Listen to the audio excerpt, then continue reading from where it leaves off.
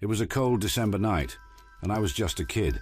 The stack of firewood was nearing the bottom, and my grandmother knew it wouldn't last till morning. She asked my uncle to fetch some more from the mountains. My uncle took me with him, and we drove off in his pickup truck. He chopped the wood, and I stacked it as fast as I could. By the time we finished, the sun was setting, and the bed of the pickup truck was half full. On the way home, the sun disappeared from the sky, and it grew very dark.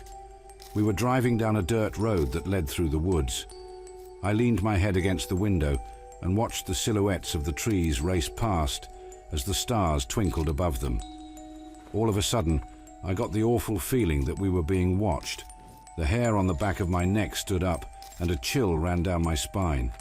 My uncle had a strange look on his face, and he was staring directly ahead. Just then, I heard a tap, tap, tap on the window behind me. I started to turn around, but my uncle suddenly shouted, "Don't!" I completely froze.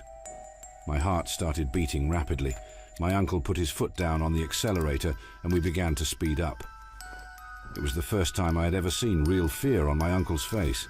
I heard another tap, tap, tap on the window beside me. "Look at me," my uncle shouted. "Don't turn around. Keep looking at me." I didn't know what was going on. My mind was racing. All of a sudden, I felt the truck dip, as if something heavy had landed in the back.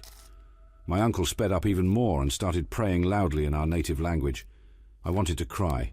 I wanted it to stop. Once again, I heard a tap, tap, tap on the window behind me. "Just keep looking at me and don't turn away," my uncle cried over and over. I could see he was on the verge of tears. He was driving faster and faster, pushing the engine to its limits. My heart was beating so rapidly, I thought it would leap out of my chest. It was getting harder for me to breathe. I shut my eyes as tight as I could and whispered a prayer. A minute or two passed, and then the truck dipped again. My uncle looked around and let out a deep sigh of relief. He slowed down and everything was quiet again. All I could hear was the drone of the truck's engine and the crunch of the gravel on the dirt road. My uncle looked at me and said, "We will have your father do a prayer in the morning so the evil will forget our faces." I remember curling up on the seat and just staring at the clock on the dashboard as I listened to my uncle sing an old prayer. By the time we got back to my grandmother's house, I was almost asleep. My uncle carried me inside and put me to bed. To this day, my uncle has never talked about what happened that night.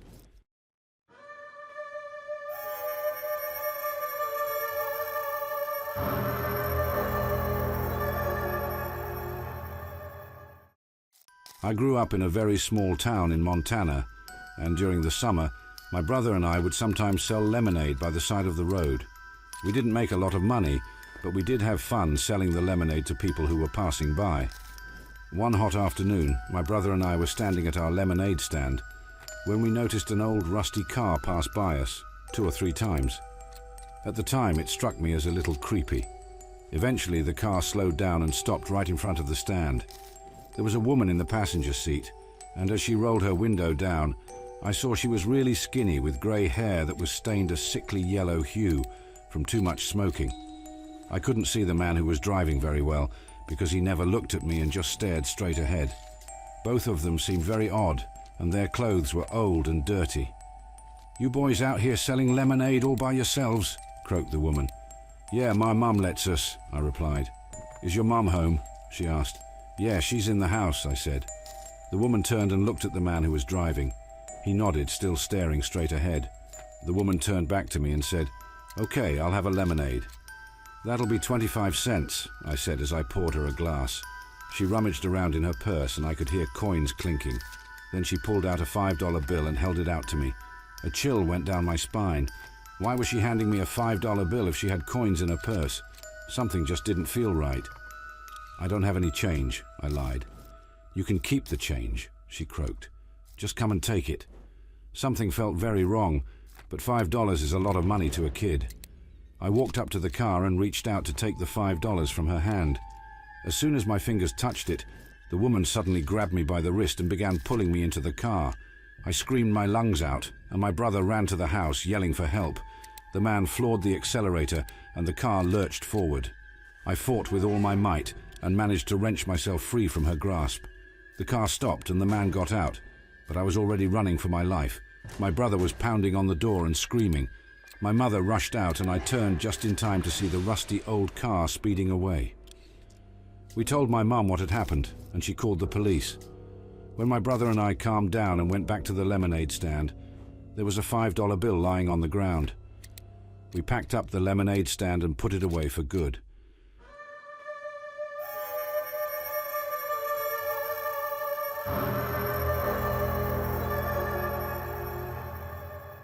When I was in high school, there was one boy in my class who was very weird looking. Most of the other kids were afraid of him, and everybody kept out of his way. He always kept to himself and never spoke to anyone. His name was Craig Igerson, but we gave him the nickname Crazy Eyes. He had the strangest eyes you have ever seen. They were large, round, bugged out and disturbing. They didn't look human. It was as if they belonged to some sort of exotic reptile, like a chameleon or a lizard. During class he remained completely silent, never asking or answering any questions. I got the impression that the teachers were scared of him as well. All he did was stare at everyone with his bugged-out eyes, creeping them all out with that unsettling gaze of his. One Monday morning, we had a media class. The teacher split us into groups and gave us the task of making a short film. Due to the luck of the draw, Craig was assigned to our group. While we gathered around and discussed ideas, he kept his mouth tightly shut and just stared at all of us with his big, bulbous eyes. We eventually came up with an idea for a slasher movie. The plot involved a crazed killer who goes around a school stabbing people. Craig was so odd-looking that we unanimously decided that he should play the killer. His crazy eyes made him the obvious choice. As it turned out, the movie was a big success. We managed to create a 5-minute film that looked almost as professional as a Hollywood horror flick. Surprisingly, Craig did a great job in his role as the killer. We shot hours of footage of him stalking the school grounds, running from tree to tree. He was armed with a fake knife that had a retractable blade. Then we filmed him stabbing a bunch of kids who were playing the victims. They were soaked from head to toe with fake blood. Taking part in the movie really seemed to bring Craig out of his shell. He took to acting like a fish to water. When filming was complete, we all noticed a big change in his personality. Somehow, it boosted his confidence, and although he still didn't talk very much, he held his head up high and seemed more sure of himself. On Friday, when we screened the film for the entire class, they loved it and started chanting, "Craig, Craig, Craig." That day, he was the most popular kid in the class, and he seemed to revel in the attention. However, when Monday morning arrived, Crazy Eyes Craig was nowhere to be seen. He didn't show up for school, and nobody seemed to know where he was. For the rest of the week, he was absent from school. That weekend, I was at home, working on an assignment for school. I overheard a report on the news about an attempted murder that had happened in our town. Shocked, I glanced up from my work, and when I set eyes on the picture they were showing on the TV screen, a chill ran down my spine. It was Craig. His humongous crazy eyes stared at me from the TV screen as the news reporter continued with the story. Apparently, he had been stalking his next-door neighbor. She was a 16-year-old girl named Leanne. She, her younger sister and her mother had been home alone while her father was away on business. The two girls stayed up late to watch a horror movie on TV, Nightmare on Elm Street. During the movie, they started to notice something strange. They opened a box of cereal and took 2 bowls into the living room to eat, but when Leanne went back into the kitchen, she found that the box was empty. When the movie finished, the girls went upstairs to get ready for bed. Leanne opened her bedroom closet and found Craig standing there, holding a hatchet. He was dressed in her mother's clothes and had makeup smeared all over his face. He told her to be quiet and tied her up. Then he fetched her mother and her sister and marched them back to the bedroom. He tied them up as well and left all 3 lying on the floor. He told them he was going to kill them and he'd be right back, so they had better start praying. The police said he went downstairs to ransack the house and steal valuables. While he was gone, the youngest girl managed to wriggle free of her bonds. She jumped out of the window and ran to a nearby house to raise the alarm. Within minutes, the police were breaking down the front door. They ran up the stairs with their guns drawn and found Leanne and her mother lying hog-tied on the bedroom floor. There was no sign of Crazy Eyes Craig. The police freed the mother and daughter before conducting a search of the entire house. They combed the place from top to bottom, but couldn't find any trace of Craig. It was as if he had vanished into the night. In fact, nobody had any idea where Craig was, and while he was still at large, no one in town could rest easy. The incident was a huge shock for our small town. Before that, it had been a peaceful, idyllic little place.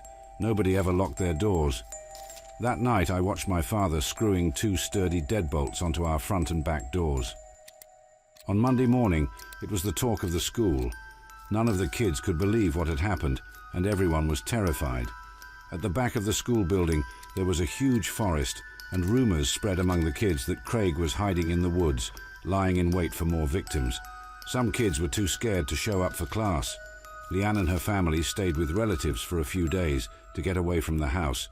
In all that time, law enforcement combed the woods and searched house to hose, but nobody could find that crazy-eyed maniac. Eventually, Leanne and her family had to go home. As soon as they pulled into their driveway, they saw something that terrified them. Craig was standing at an upstairs window, gazing out at them with a smirk on his face. The girl's father started yelling. The neighbors came running over. The police were called, and within minutes they were surrounding the house. A SWAT team were readying themselves beside a van, loading their weapons and studying the layout of the house. They searched the house from top to bottom, but they didn't find Craig anywhere. Instead, they were confronted by a disturbing scene. Pennies were glued to the ceiling. There was strange writing all over the walls. All of their clothes had been cut to ribbons. The entire contents of the kitchen fridge were neatly arranged on the living room floor, and the whole place reeked of urine and feces. The police conducted another thorough search of the house, but it turned up nothing. Just when they were about to give up and go home, one of the cops mentioned that he thought he had heard a faint noise when he was in the basement. He said it sounded like it was coming from behind the washing machine. The SWAT team immediately reorganized and descended cautiously into the basement. With their guns drawn, they pulled the washing machine away from the wall. Curled up in a hole behind it, they found Craig. As it turned out, the truth was much more disturbing than anyone had imagined. Leanne and her family were horrified. For 2 whole years, Craig had been living in their walls. They found peepholes everywhere. While Leanne and her family had been sitting at home watching TV, eating dinner, taking a shower, getting dressed, going to the toilet and sleeping peacefully in their beds, Craig had been there the entire time, silently watching them with his crazy, bugged-out eyes.